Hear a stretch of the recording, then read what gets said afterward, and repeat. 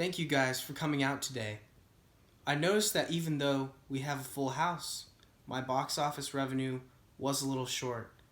So before you all leave, just make sure you Venmo your $19.99 to Outwalker-Witten-1. While you all get that sorted out, I'll start to ease you into what I'll be talking about today.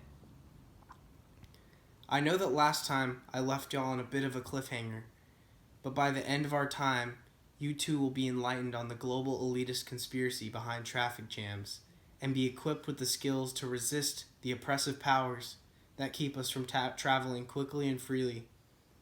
The first step in this process is to make sure we're all on the same page when it comes to identifying the illogical nature of the issue. Traffic jams occur when there is a stoppage. Typically, one inexperienced degenerate will come to a complete stop in the middle of the road for a certain period of time, causing the person behind them to stop for the same amount of time, and so on and so forth. Here I've prepared a video with an academically acclaimed source that shows us exactly how this problem occurs even when there's no accident.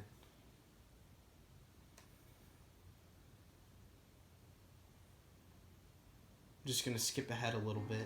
Welcome to the world of the phantom traffic jam. Here every Friday. Right, too many cars and lorries, not enough tarmac. But what about those strange jams where there's no accident, there's no police, there's no roadworks? It's a mystery. There doesn't necessarily have to be a cause such as an accident. The problem is because drivers' behaviour is not perfect, people get too close to the vehicle in front, then they have to correct, they touch the brakes, the guy behind him touches the brakes, slows down a bit more, and maybe if you go 100 vehicles back at the column of traffic, somebody actually comes to a stop. Wow.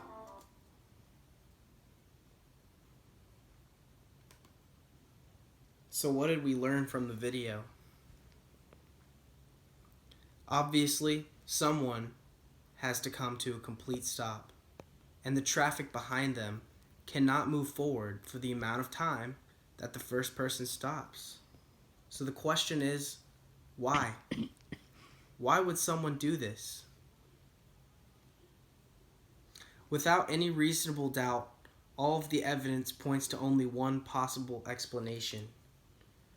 We could blame local or state governments. I'm afraid that's not as high as this thing goes.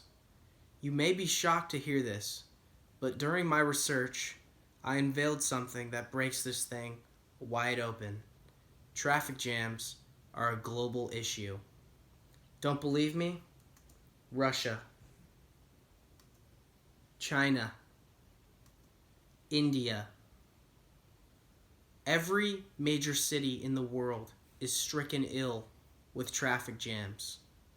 The culprit? Experts believe that international government operatives, known as diverters, are strategically placed on streets and highways to sabotage our transportation.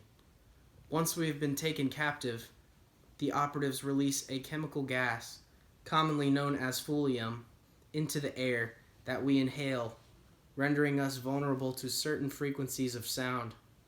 Sources suggest that once that sound is emitted globally by our nation's leaders, we will all immediately bend to their will and become slaves to their empire. This is the reality we face unless we resist. At this point, you probably feel doomed, and I understand that. But lucky for you, there is a solution. For just $4.99, you can purchase one of my patented thulium-resistant masks to protect you from becoming a soulless slave to global overlords.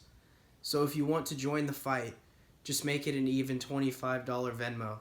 And again, that's @Walker-Witten-1. Thank you.